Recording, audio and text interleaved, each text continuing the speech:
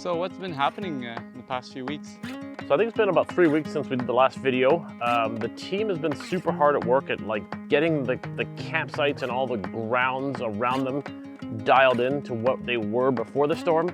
So the Jupe sites have all been nicely leveled and left little pads for tents. We planted a bunch of small trees and perennials. The Yurt sites, we did the same thing. We expanded one of our sites to give a nice little upper level area where you could pretty much put 2 tents in. We've been working on our trail network system. We had a very large, about 100-person wedding here that we not only did the ceremony here, but we also actually had the party on the soccer field in an amazing tent. So we've just been really trying to dial in a lot of our core offerings so that they're as nice as possible, notwithstanding what still is the devastation behind me. We talked about it a little bit last time, but all the trees have been cut down. They've kind of left us piles for, this is gonna turn into a mountain of mulch, which we will then use on all of our trails that we talked about. And yeah, we've finished 2 of our outhouses, so we have composting toilets working, which is really exciting. That's the first time we've done that. And we did a little bit of interlock around the welcome shack. So lots of before we were talking about larger, big projects. Now we're dialing in the projects we have and trying to make them as nice and beautiful as possible. And what about the bridge you're standing on? All right, so this bridge, it's not a funny story, but this was the last thing that Adam and I built the day before the storm hit.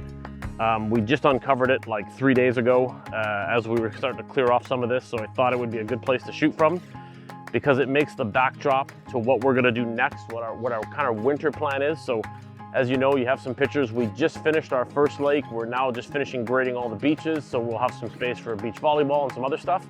But your plan is, you think about what's better than 1 lake, well, it's actually 2 lakes. So we're building a second lake right behind me here.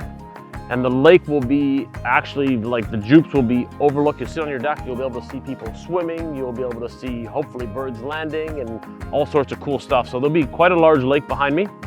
And what we will be trying to do this year is the lake is obviously gonna be a skating rink in the winter. And we are actively looking to expand a skating network that will go through the forest. And the lake would kind of be the start and stop to that skating trail, so to call it. So that's the goal. For sure we're doing the lake. The lake gets, the beginning of the digging starts on Tuesday and should take probably 2 to 3 weeks. And the trail is kind of the dream for the winter because I think it'd be amazing to come and have a beautiful skate through the forest. That's kind of why we're standing here today. When do you expect the lakes to open up? Next year, the lakes, the great thing about what needs to happen to the lakes is when you dig them, they just need time to settle and breathe and kind of relax. So by early in the season next year, we'll make sure we do a bunch of water testing. We'll make sure everything's safe and ready to go, but we'll be ready for the summer season next year.